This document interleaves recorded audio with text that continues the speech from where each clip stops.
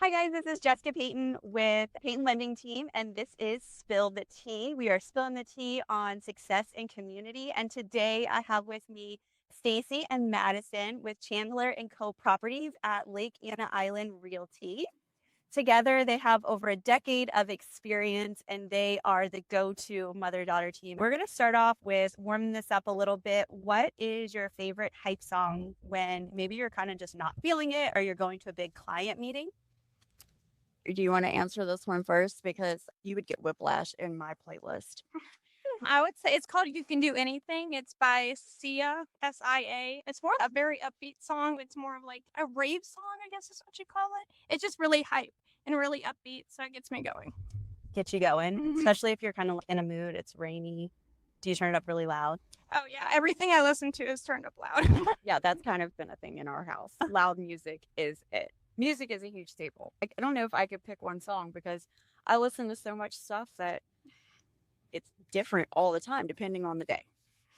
Yeah, I feel that. My playlist definitely has a little bit of country, some old country, some new country. And then, of course, we've got to bring out like the 90s, 2000s rap. Yeah, So, I feel like in real estate, rap is a must. Even if you don't like it, like you need it, like to get hype. Some days, I'm not gonna lie, it's metal. Like it's just like you just want to get it out. have you done that where you get in the car the next day and you're like, my radio was ready for something more than I was this morning? I think that's every time I get in my car. Yeah. I've done it with my son. We'll be in the car and like, okay, let's get in the car. We're ready for school. And then all of a sudden it's like blasting. And I'm like, oh, well, clearly we're feeling ourselves on the way home. Actually, at the office, I did it the other day, and the people were walking in front of me. It scared the crap out of them, as well as I. And I just had to pretend like I didn't know what happened. Yeah, I think mine's always on full blast, and I don't know if that's years of listening to music way too loud or age catching up with me, but it's always loud. We're just going to go with a mix of both. Yeah, because we're really not trying to claim all the age. Let's be real. Yeah, no, it's just a number. Just a number. Yeah. How about your favorite go-to place for coffee or lunch? Are you guys coffee girlies or more like foodies? I love coffee. I'm definitely a coffee girly. Around here, I would say Cream and Caffeine is a good spot to get coffee. That would be like my go-to spot. And what about food? Um, my first cup of coffee in the morning it stays with me a while, so I make that. Um, Food, I would have to say I've really been digging the Cove lately. Lunch, we just went. You and your dad went the other day, and it was really good. And I will have to say, every time I go, I'm pretty impressed and good quantity. Like if you want to chow down, really, that's where to go. Yeah, What's your favorite thing there? a club. That is just my go-to. Of course, I eat a sandwich the size of my face, but yeah, a club. I would say my go-to is probably a burger. Would be my go-to there. They have really good burgers, but they have a good variety because I don't like seafood, but a lot of people like seafood at the lake. So the fact that they have other things there is good. Yeah, it's always nice when you can have like a good mix of food types to really kind of satisfy whatever you're looking for. And the Cove, that's right on the lake. Yeah. So you get a Mhm. nice You could view. Yeah. That has to be the best part. Yeah, it is. I think that's one of the things that I love about being around here is there's so many options. There's other options for food, and you get, a good view. El Patron is down at the bottom of the lake, and it's Mexican, and of course, who doesn't love Mexican? Yeah, and that I think that that one has one of the best views on the lake. So I would say that is definitely another must go to. Oh, I'll definitely have to try that. We'll have to check out El Patron on the lake because we've been talking about it. And now that you told me there's a view, I'm really in for it. Oh yeah, you got to go, and then you can leave and go and hang out at the beach when you're done. It's just perfect. And it's literally from where we are now, it's 2 minutes. So I'm not gonna lie that they've incorporated some of our income just so easy. So close. We live out in the middle of nowhere, so when something comes close, you use it. You guys live out here on the lake. What are your favorite things to do after a long week in real estate? Obviously, including weekends. So, probably more like during the week activities. What's your favorite thing to do to really decompress or kind of enjoy the area? I'm not gonna lie. Since I'm on the go all the time, I'm kind of a homebody. So I want to cuddle on the couch and watch dumb TV with the dog and my husband and not move sometimes. That's mainly winter. It's summer, I'm out by the pool or at the lake or, somewhere decompressing that way, somewhere next to water. Yeah. I think since around here, if you're not by the lake, it's like it kind of lost the purpose of being down. So I think being out either around the lake or on the lake if you have a boat, I think would be like the top thing to do when you're want to unwind and relax. Yeah. Do either of you have boats or have you had boats in the past? We've had boats in the past. Uh-oh. So if you're a boat person, our boat started sinking. Stop it. The boat started sinking. Mom refuses to get on a boat now. So, yeah, she's a sit by the shore girly. I'm a floater. How did the boat start sinking? So we hadn't been out here long, and we bought the boat secondhand and put it in the water for the first time. We had it checked out, and I guess it was supposed to have been fine. But we put it in and it started sinking, and the plug was in, everything was good. And come to find out, we had to replace the entire back end of the boat. So anybody that owns a boat knows that it is just another bill. You spend a lot of money maintaining them. And there's a funny joke of the best days of your life are the day you buy your boat and the day you sell it. How many clients have you had that move out to the lake, like brand new out to the lake, and they're like, I'm getting a boat, I'm on the lake now, and then they have sold it within the first few years? I would say quite a few. There's actually a good mixture. There's some that are like out on their boats all the time, but there's some that get them and realize that they don't really go out nearly as much as they thought they would. So I think you have a good mixture. Also think it depends on if you have a slip or not, because that is a lot of work if you have to put it in every single time you use it. So I think if you have a waterfront property, if you have a slip, you're probably more likely to keep your boat because you don't have to do a whole lot. You still have to upkeep and things like that, but you don't have to put it in every single time when you want to use your boat. And if that's every single weekend you want to go out on your boat, that's a lot of work. So I think it has to do with that as well. Yeah, so that makes sense. Finding a property with a slip, if you're going to be a boat person, has to be kind of like top priority. Do you get a lot of times where they just don't really think that that's going to be an important thing to think about when they're looking for a house out here? Yeah, some is the only thing they want to be out on the water. So They already know the must.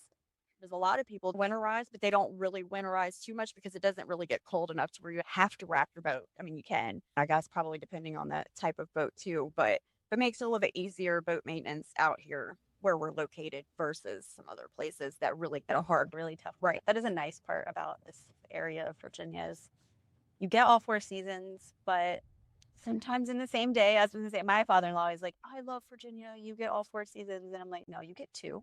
Yeah. It's hot or it's cold. Yeah. Okay? It might feel or look like other seasons, but it's just hot or cold. For anybody that wants to know, boats are a necessity, obviously, on the lake, but out here we're in a neighborhood, so golf carts are definitely also something that will, yeah, but pretty much all of these neighborhoods, you're going to golf cart around them. Jump in your golf cart. If you don't have waterfront, jump in your golf cart, take your stuff to the slip, get on your boat and go. Some of them actually don't allow you to park your vehicle down there as well. So that's kind of like, unless you want to walk or drive it and walk, a golf cart is a must. But every neighborhood has their own rules and regulations and everything. So it depends on the neighborhood as well. But for the most part, using a golf cart is the better option. Here's a little geography lesson. There are over 130 communities on Lake Anna. Really? Yeah. I never would have. So each one of them has their POA, their own common area, their own rules for their common area. Boats are signed automatically, the slips. Some are leased, some are first come, first serve. I mean, there's a whole variety. So that is why having somebody out here that really knows what's going on at the lake is imperative. Because it sounds like there's a lot of complexity. It's not waterfront. It's like, oh, I'm going to walk out to the water. Well, some of it's steep, some of it's level. Steeper it is, the deeper the water. So it really depends on what you want. And if you want a bigger boathouse, a smaller boathouse, if it was built for a certain time period, you can have a certain size boathouse. Sometimes you can. As you're looking at lands and the size of boathouse, you have to have so much waterfront to build so much of a boathouse size-wise. So it's important to have somebody that really knows what they're doing. There's nothing worse than buying a house and not even knowing what you can do with it or not being able to. And that's not a general knowledge. There's no list. It's Nothing to really refer. yeah. Yeah. Yeah, that is a lot to know. So it's really different than I think a lot of areas throughout Virginia. I think it's always important for whoever's the agent that you're working with to be well versed in an area. But when we're talking about moving into an area that has a lake and has a lot of rules and regulations, and they can vary from neighborhood or HOA to HOA, you really need somebody who knows what they're doing. Oh, absolutely. Absolutely. I mean, I try to stay out of areas I don't know anything about because that's not going to be helpful to my client. Pick somebody that knows what's going on down here. Yeah, I think this is great to kind of lean into on what value do you think that you guys do bring to your clients, not only separately but together as well. I think the knowledge we bring together, whether that be I bring a lot of knowledge on marketing your properties for you, and she brings just the knowledge of having so much experience throughout the years. I have, a good amount of experience, but she, of course, has how many years? A decade. Oh, a decade. 10 years of experience. So that brings a lot of knowledge, but I think also the marketing part, that brings a very unique aspect to our team that not a lot of people have. And you get both of us when you choose us. So I think that helps as well. Yep, the more the merrier. But also, one thing I'm extremely huge on is transparency. Buying a house or selling a house is a very big part of your wealth portfolio. So it's important that you're kept up to date, and honesty, transparency, a lot of preparing of what the process is going to be. So there's no questions left open, no surprises. I know when I wasn't a realtor when we purchased our house, and it was hard. It was all with these speed bumps. It's an adventure day. It is an adventure for sure. For sure, an adventure. 10 points if we take flight on it. They might get bigger. I think that is a unique perspective that brings a lot of value to you guys as a team too, that you have both parts of it, right? You've got Madison's more techie younger generation that can bring the strong marketing with some creativity that we need in this market. And then you've got your years of experience that, especially in this area and from a building perspective and codes and all of that, for some people, this is their biggest purchase ever. Some people only buy one home in their life, or even out here, you have people buying their retirement home. So it's a lot to hold in your hands and be responsible for, and so important to. Yes, and my husband's a contractor, been in business for over 20 years, so I've been around building process for a really long time. So I think that helps as well, because when you walk into a house and you're looking at it, you can automatically pick out those things that are not quite right or need to be addressed. I think that that's really helpful too. And obviously she's very good at that as well, because that's been her whole life. She can spot it. The marketing and the tech part of it's a lot for one person, but when you have two people that do all of it and can kind of just bring it together, it just makes it run so much smoother. It just makes it a smoother process. Balance out the load. But yeah, I mean, if you look at our website, our biggest thing is unfiltered real estate, and that's really what it is. We're not candy coating. I like to be shot straight, so that's what I the do. approach you take. Yeah. What do you think is the biggest difference between your two generations, and how does that impact brings to your team? Not only our generation, but also my background would be, again, the marketing piece. With regards to like the generation ties, I don't know. What do you think? I think one thing I will have to say is, with everything going towards texting and, there's not a lot of conversations to be had. People don't want to talk anymore. And there's some things that works for and some things that doesn't. I can't text you everything you need to know. It's a lot of information, and there's things you need to know to make sure that nothing gets lost. Lost in translation. Exactly. I mean, towards that more tech, less connective society. Yeah, and in some ways, I think what COVID has taught us is that as people, we still really do value that connection and relationship. So generationally, you guys have a good mix of that, right? Yes.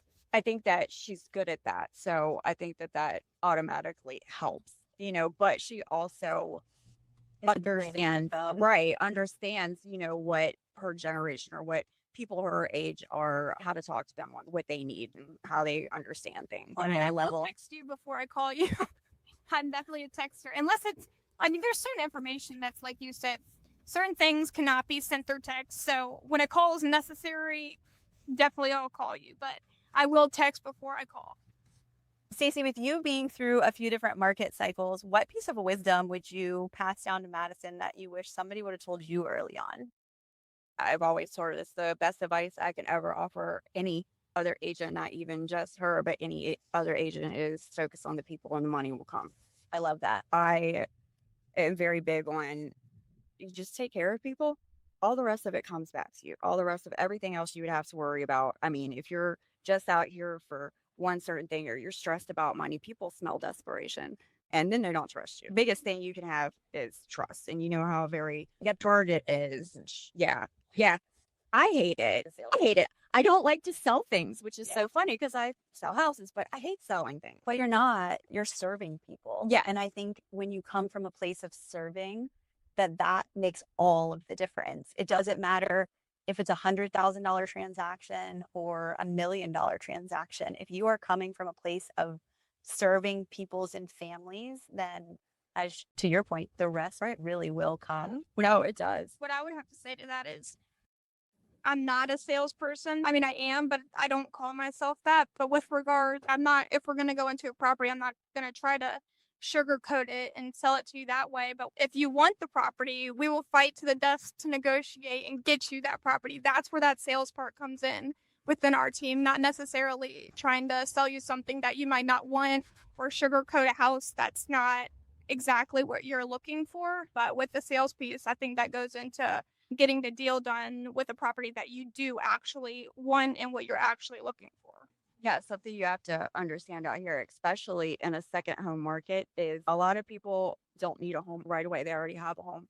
So sometimes you're working with people for a couple years. If you're pushy, you might as well give it up. Go somewhere else. They should, because people should get what they want. And that stems back to my home buying experience as well, just because I wanted acreage. And the agent that I had spoken with at times have told me, well, there's not really a lot on the market and you're really not going to use all that property anyway.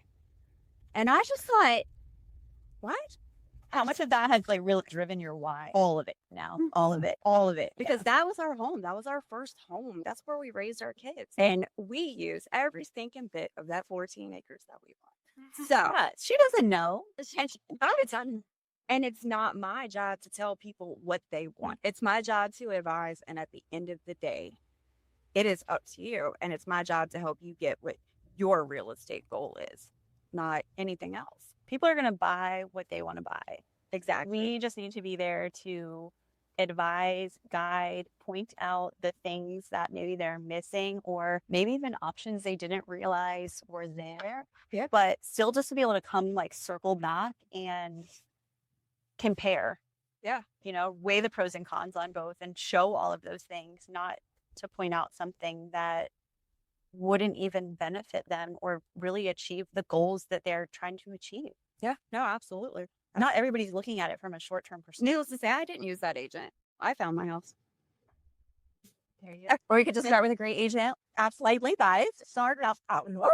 Actually, this is approval. Yeah. Oh, I knew I really liked you're just really, you gotta know know what your budget is, because there's no bigger heartbreak than finding something you can't afford and falling in love, because nothing else is gonna legit. Nothing will What I compare. run into is you find the perfect property and it has competition, and you don't turn in a contract without a pre-approval or proof of funds because it just doesn't work that way. So, and then you lose out on the property because you're not prepared. Because you weren't ready. Yeah. Yeah. It's the worst. What do you, so from like I know what my answer would be from a lender side, but from a realtor side, when do you think people should really start talking to a lender? I think as soon as you start thinking about buying a house, as soon as possible, because what the worst they can tell you is, you know, we need to fix your credit, and then they'll tell you the steps to do it so that when you actually are really, really thinking about buying a house and you're actually starting to want to go look at properties, that you're prepared and you're ready. So as soon as you start, that light bulb goes in your head that you want to buy a property, you talk to a lender first. Yeah, I mean, and it gives you the ability to maybe make some moves that are going to just improve your situation. Absolutely. Don't be scared. Absolutely. Tell everybody that. Like, don't be scared. Don't be I'm scared. here to love you and just, yeah, you're terrible. Are worried about that. I don't know if it's the commitment thing or what it is, but it just doesn't do any good to go look at house. Basically, you're just touring if you can't buy it. And then that's wasting everyone's time, really, just to be honest, because you're not getting a house. Now you're heartbroken Yes. because you thought you loved it. And like you said, to your point, nothing will compare. I think all of us can probably speak either from personal experience on that or from a client experiencing that same exact. Yeah, and it is not good. You don't think that house is going to haunt you, but that house will haunt you. It will. And then you're left sour, and then it's supposed to be a joyous experience as much as possible. Gonna get hard. There's always going to be turbulence. There's always be things that can come up. But it's at least supposed to be a little pleasurable. So, I mean, it's your house. So starting off on the wrong foot is not my suggestion of how to start. Yeah, For I love sure. that. Madison, what have you really learned over the last 2 years, or really more recently, maybe that you wish you would have kind of known earlier on? Man. Lock boxes are the demon. Lock boxes will be the worst part of your career, as somebody would have told me. Practice those lockbox. Practice opening a lockbox, and you'll be set. That's my answer to that. Something so simple. Practice it. If you're short, bring a ladder, because I've had to scale walls because I don't know why they would put them 6 feet in the air. But Seriously? yeah, What's the weirdest place you guys have found a lockbox? it was literally 6 feet in the air on a lamppost, like a light. Up on like, so I don't carry like step ladder in the car now. No, I should. So everybody go home and put a step ladder in your car. Yeah, I think I get some kind of sketchy chair. Or if we use central lock, if you don't have service, it's a nightmare. Well, then your clients are looking at you like, yeah, come on now. Wrong with Yeah. you? Wow, you were the You professional. can't open a lockbox. Yeah, technically challenged on that one. Gosh, that's something they don't teach you that in real estate. They don't. For sure. How much do they teach you in real estate school that you actually have needed? They teach you how many square feet are in an acre, because everybody uses that. They teach you more moral ethics, rules, laws, but they don't teach you, Real life stuff. connecting with people, actually being able to show a property, things like that. They don't teach you. All with which really just comes with repetition too. That and a good mentor. I had good mentoring. If I did not have my broker or office manager, 'cause, man, I'd be lost without either one of them. I would not be anywhere where I am without either one of them, because they have done nothing but help me time after time after time, and they were always there when I needed them. So we're going to practice lock boxes and we are going to secure a fantastic mentor. Yeah. A mentor will either lead to the success of your business or the failure of your business. Yeah. And that's very important. What are some things in a mentor that you guys look for? Based on your previous experience? Like if you were to start all over finding a mentor, what are some things that you would look for in finding a mentor? I think for me, it would be somebody who doesn't like that there's not a stupid question, because I've asked lots of stupid questions. A lot of them are just, I don't know, just to make sure. I'm asking just in case that I'm wrong, because I don't want it to ever lead to something happening with my clients. So I will always ask the stupid questions. If I were to have a mentor that made me feel stupid for asking those questions, I would be so hesitant to ask them anything ever again. And I think that would lead to making a lot more mistakes that could really have bad outcomes for your clients. Yeah, I mean, with anything, you just don't know what you don't know. 1, and 2, you just sometimes want that extra second opinion that you're moving in the right direction, you're doing the right thing, and just having that extra piece to bode to your confidence. Yes. And accessibility, because you're going to feel like you're bugging them. And when you're not, when you know they're not, and they're just so gracious about it, that made me gracious with her. Yeah. Because I remembered. And if that hadn't have been done for me, then I wouldn't be successful. And I just wanted her to be successful. So there is no dumb question. There isn't. Ask away.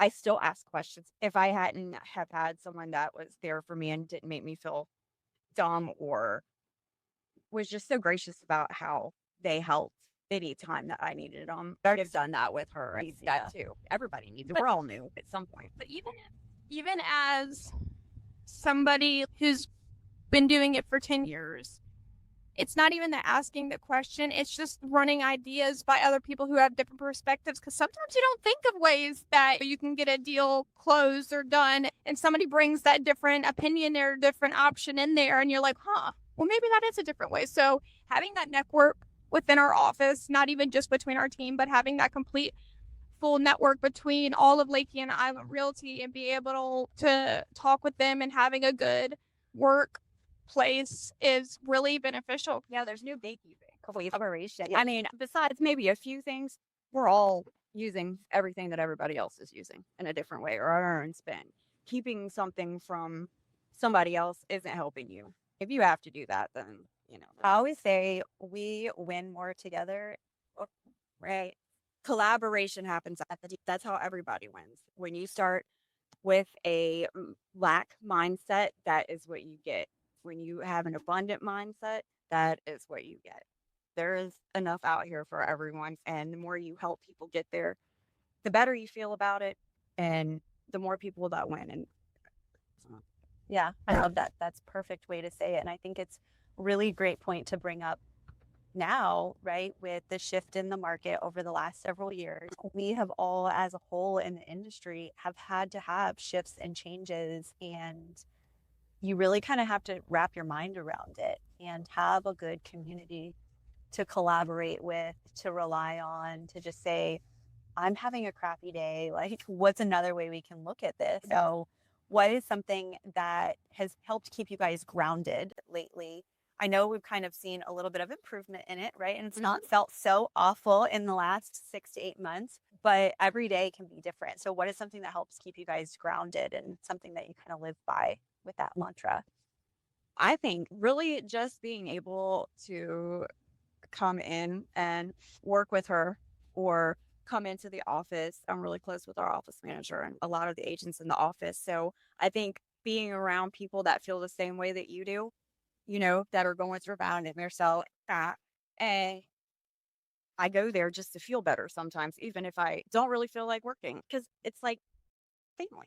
Yeah. I think being around people that understand what you're going through helps, and just being able to share new information, stay as educated and as driven as we all can, because anybody that works for themselves knows there's going to be slow periods, everything's changed, things happen. In an industry that is really kind of like a one-man team, a one-man sport, it can get really lonely. So kind of having somebody to play that team sport with, even though you're kind of each doing different things, really does make a huge difference. I think the biggest thing is you don't give up when things get slow. I think that's a big thing. My biggest thing is it's not what you do when things are going and moving fast. It's what you do when you feel like you're failing and you feel like things have just slowed down, you're not doing what you should. I think it's what you do in those times that make the difference. When other people in those times will give up or not put the effort in, they'll think of different jobs that could make them more money, or they get really money driven. But I think if you stay consistent in the times of slowness, that's really what makes a difference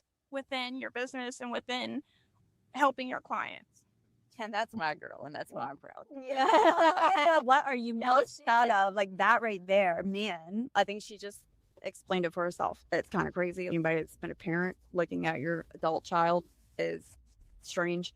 It's the weirdest thing ever. So like people say that to you when your kids wait till they're an adult, but no, it is literally when you are looking at your adult child. It's very crazy. So watching her and her success and her drive, and I've said this, we have 4 and they're all pretty much grown. It's amazing. They impress me every day, and proud mama. Yeah, love it. She is a hustler. And I think that that's one of the things that's like, just don't give up, because I tell everybody that moment that you're ready to give up, greatness is right over the edge. You go where?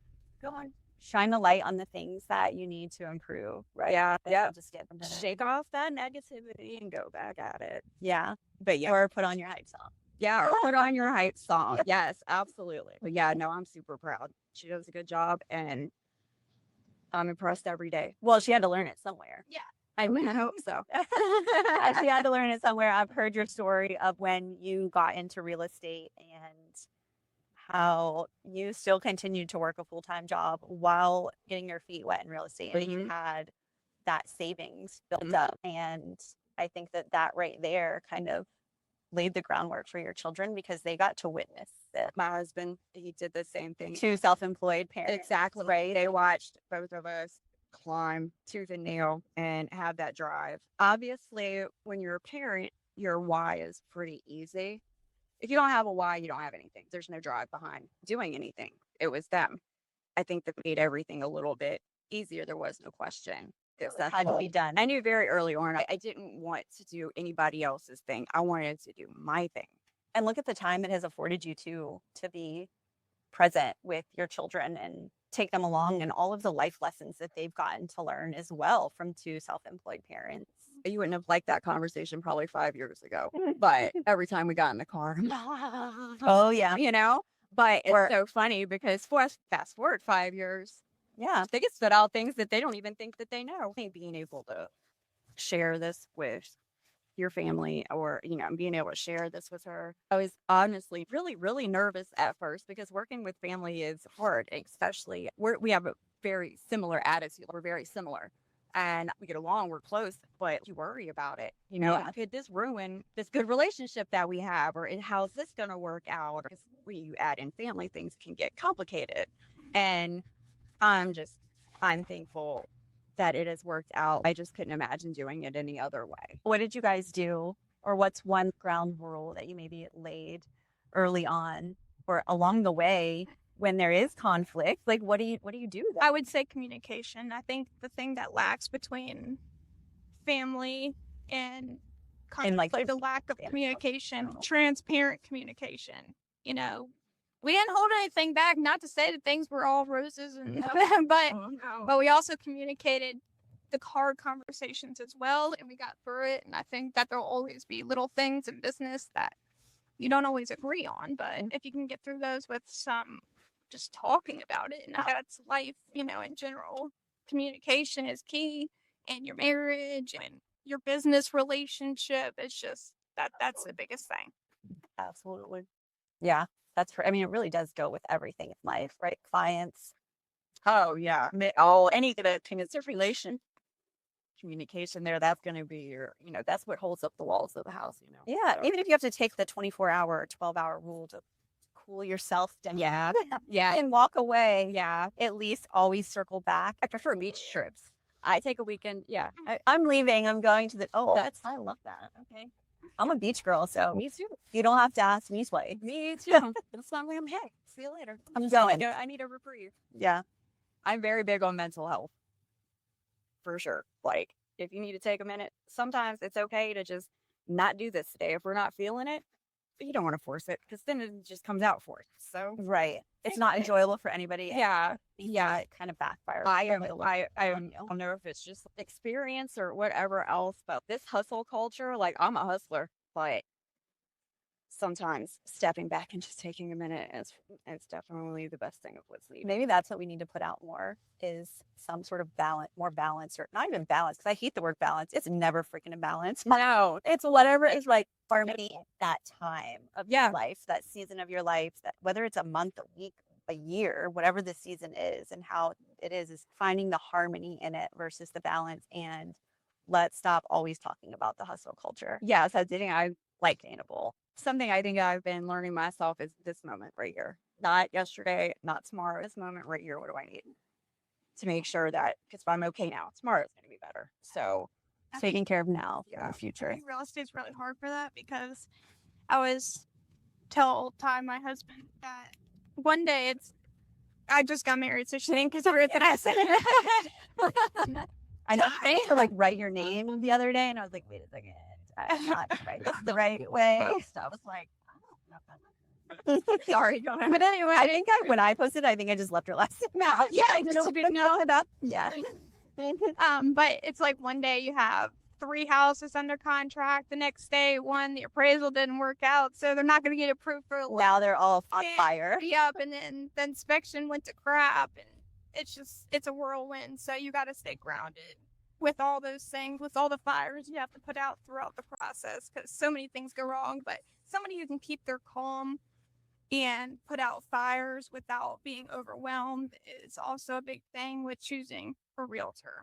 Madison, with you just recently being married, how are you finding juggling the balance in business, marriage, relationships, right? A dog, a puppy, not even a dog, puppy. So like a child, basically. I'm balancing it pretty well. I do pretty good at multitasking. I also have another full-time job, so I stay busy, but busy is what keeps me grounded. So I think I balance it all pretty well. It hasn't been too chaotic. I mean, moments get chaotic in life, but it has always been that way, and it will always continue to be that way, even when things get added on. So to be able to calm down and not get overwhelmed with everything going on in life has kept me going.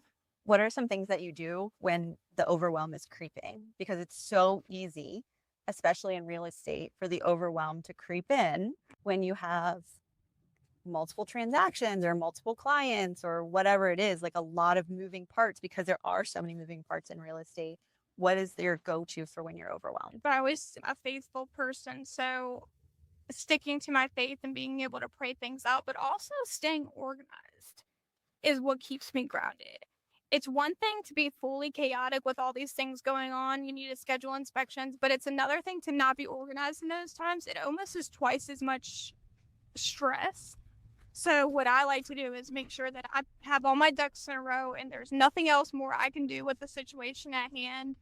And once I get it out of my system and I make sure whatever that chaotic mess is, that I've got it somewhat in a line and I've done all that I can do, then I can release and let go and be able to relax, because I know that I have my ducks in a row and that I'm able to relax in that way.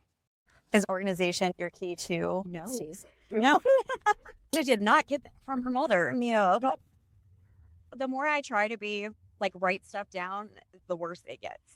Like, do you end up with like 6 different notebooks and you're like, I don't know where I wrote it down? Yeah, and I leave them at home. I have an iPad, a laptop, all of them talk to each other, but I never take it with me. I'm just not an organized person. My biggest organization is my calendar. If it's not in my calendar, I won't do it. So that's interesting. So you are organized. Yeah, It just looks different. it does just look different, but like, man, she's got spreadsheets and like, it's impressive and I love it. I just can't make it work for me. Yeah. Finding what works for you, I think, is really the key to all of it. It is. Yeah, some people would be terrified because they'd be like, "Where's this?" I'm like, "It's in my email somewhere." Like, I'll have to search it. It's like, You know how to fit it. It's fine. yeah, I know what works. And in a world of everything at our fingertips and constant feedback from all of these different places, it's just weeding through the pieces of what is going to work, what's not going to work, trying a couple different things until you find out what does work for you. yes, absolutely. I would say, yeah, definitely trying a few different things. There are some things that I've picked up that have definitely helped, but mainly at the end of the day, I think that it all being in my head is a great place because, sometimes it makes it a mess, but better than me leaving it at home, I guess. That's true. It's always, At least I'm not leaving it. it's with you. Yeah. In real estate, what is one myth that you wish people would get over right now? That the market's going to crash. Okay. You've been in since 2015 in real estate. I lived through the construction part of. And your husband was in restructure, so you saw it First, yeah, we blew up along with it. I mean, like everybody. It was, that time. But what's different now? well, the stricter lending purposes for one, the bubble burst because of appraisals were like every house was appraising, and so Everybody, oh, you have a name and a pulse. you're good. You get 500. You get 500,000. I'm just giving it out. So I think stricter lending practices, but also the market is a lot more stable. Yes, there's always going to be something. If you look back historically, there's always something going on with the market. Not to say it couldn't happen again, but COVID was like a unicorn time, like 2%. I think getting people to realize that COVID, it too, right? The summer off, and it was the opposite.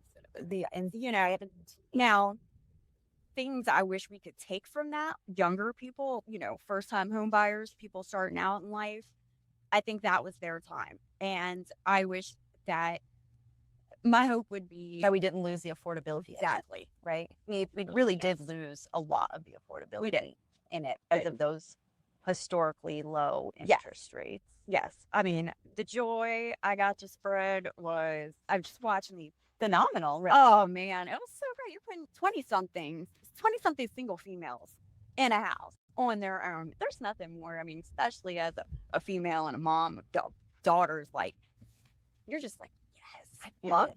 So that, what I'm watching, them go through now would be the opposite of that.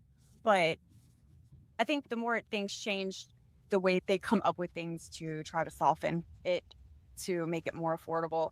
But there's a saying that 5 years ago was always the best time to buy. I don't care what market you're in. Don't care what market you're in. 5 years ago was it. So waiting is not ever going to be your friend. And I'm not just saying that so you'll buy a house. It really is. Because in that 5 years, you built equity. There's different options you can do. I mean, when we bought our house, it wasn't ideal, and we ended up having to refinance to make it work right. But at the end of the day, we still built a whole lot more equity than the money that we lost in the rate that we were paying for a year. So, Right. or rent. But 100% interest rate because you're not building up any equity. And then you're dealing with somebody else's house. It's not yours. You're building somebody else's dream, not yours. You're patting their pocket. 5 years ago was the best time to buy, not because you're talking about COVID. You're just talking about 5 years in the past, whether that's, it's 2030, 2025, it's still going to be a better time to buy. The waiting 5 years, if you can afford it. If you can afford it. Sometimes it doesn't work. And that's why you have a good lender. You have people that are honest with you. So you make that choice. Not me, not you. We give you the tools and you make that decision of if it's right for you. But if it comes down to, if I wait another 2 years, that you're going to be waiting forever. That's dangerous. Yeah. There's so much fake news. There's so much. I see so much. And I'm like, God, people are going to listen to this. This is terrible. It tells me the market's going to crash every couple months. And I'm like, gosh, it's not going to crash. But it's have a talk with them.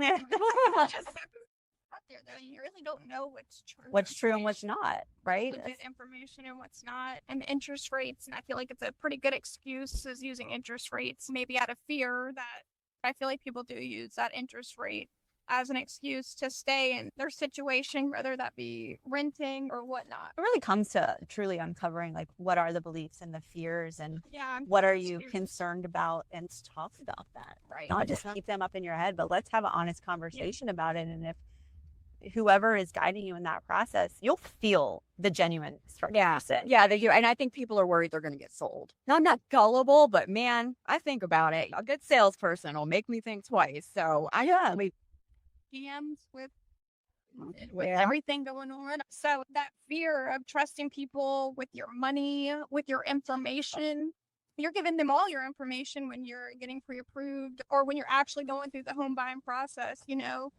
you're giving people a lot of your information. So I think there's a fear around somebody using you or taking advantage of the situation, period.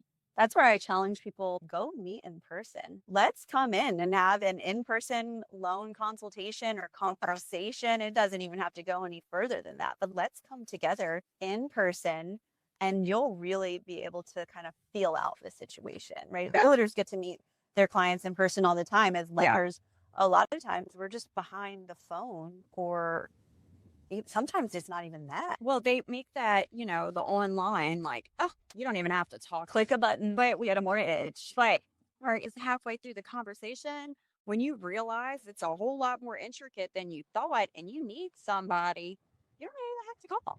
Right. Or you're going to 10 different people, and they never talk to each other. So having a go-to is worth its weight in gold. That's the value right there. I agree.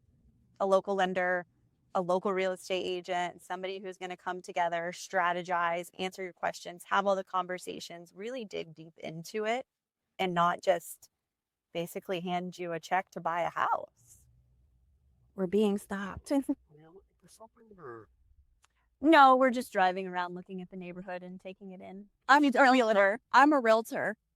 It's a podcasting of the neighborhood. Yeah. Because Wynwood is super popular.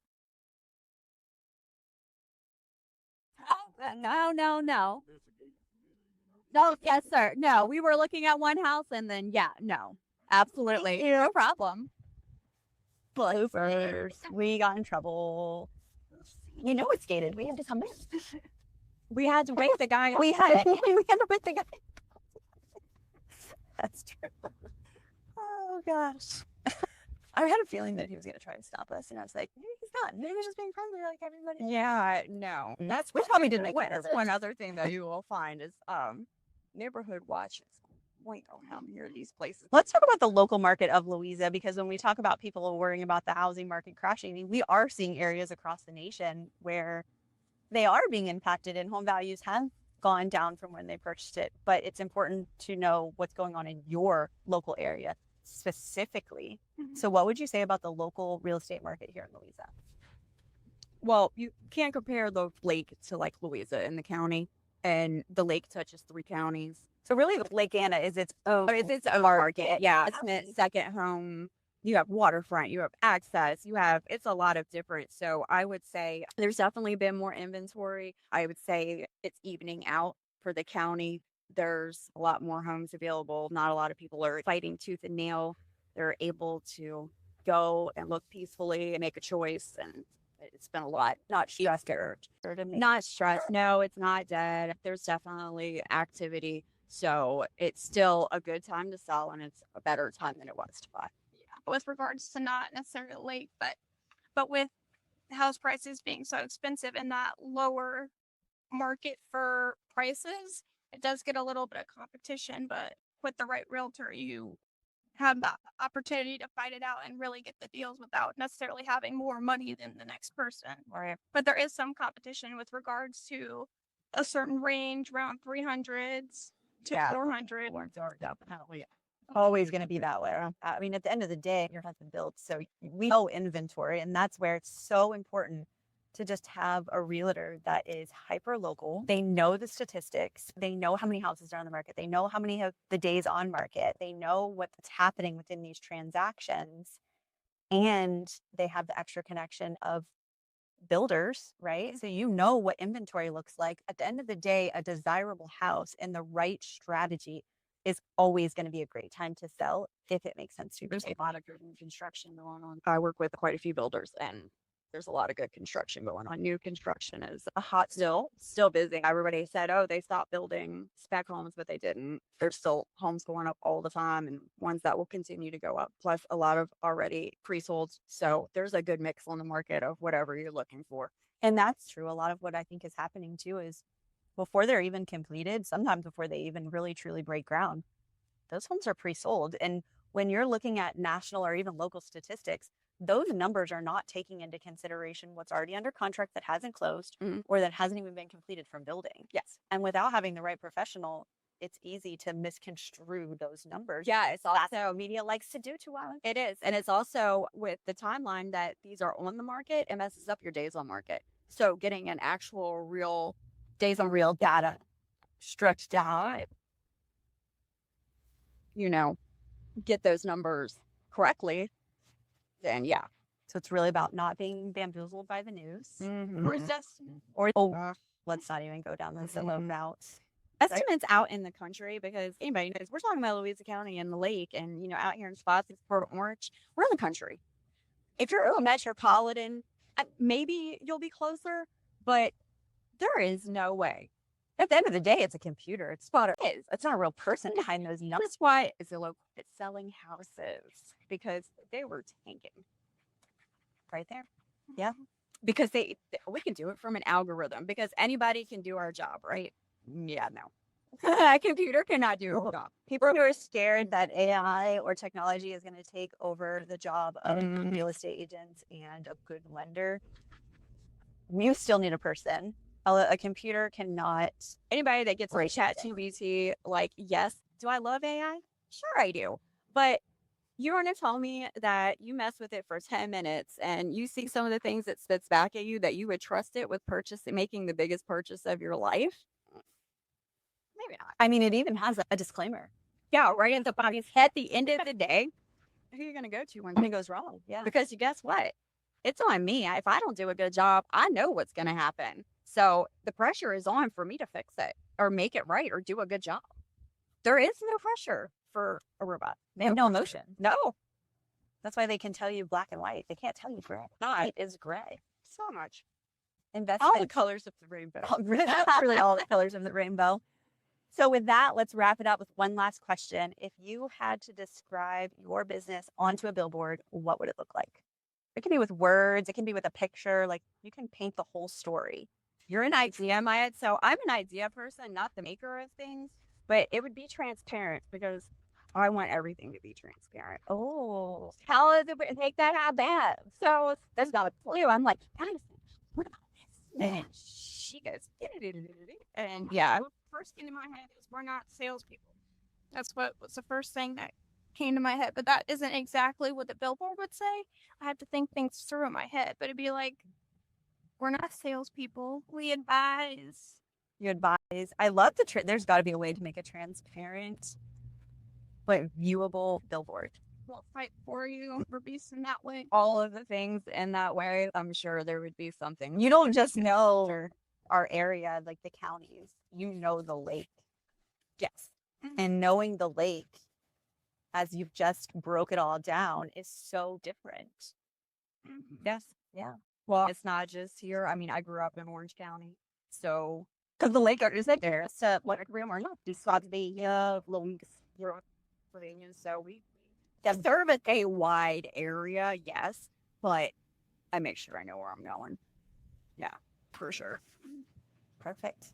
Anything else y'all want to add? Nope. This has been fun, even though we got in trouble. And We got in trouble. we hadn't even made any air off these speed bumps yet, though, so that's a little. I start seeing the sign. I would also encourage anybody, like, even if you're not coming out here to buy, like, this is a great place to come. We have the best community in the world, so some of the best places to eat and enjoy.